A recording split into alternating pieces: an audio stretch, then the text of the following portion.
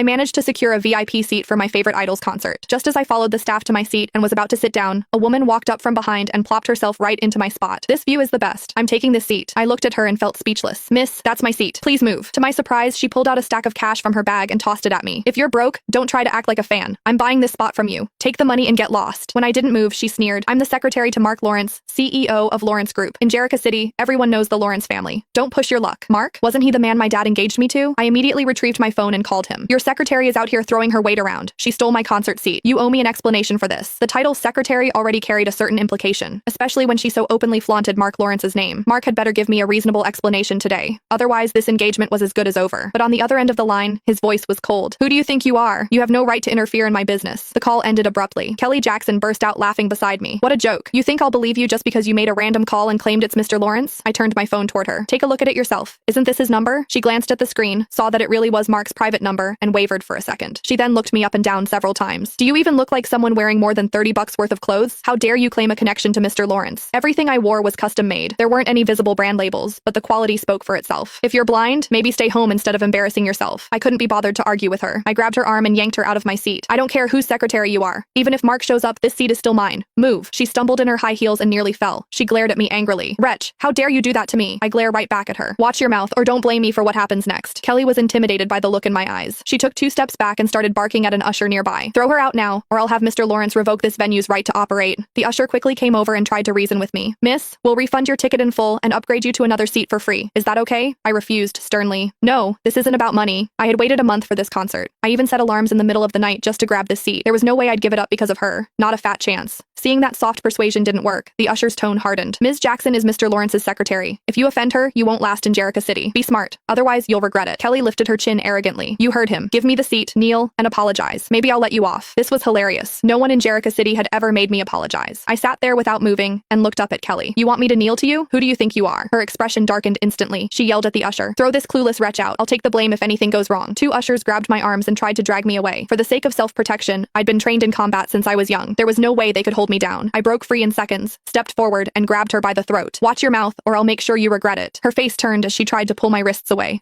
Let go of me. The ushers stared at me in shock. Oh my god, she's got a death wish. How dare she do this to Ms. Jackson? If Mr. Lawrence finds out, she's dead. No one can save her now. I didn't care about what they were saying. The Lawrence family didn't sound intimidating to me at all. I tightened my grip while glaring at Kelly. Who did you call a wretch? Kelly could hardly breathe. In a panic, she said, I'm a wretch. I let go and looked down at her. Wretch, you can get lost now. She collapsed to the ground and gasped for air. Her eyes were full of hatred when she looked at me. I dusted off my hands. What? Do you want more? She subconsciously shrank back and was helped outside by the ushers. I returned to my seat and texted my dad about what happened. Before we finished chatting, Kelly actually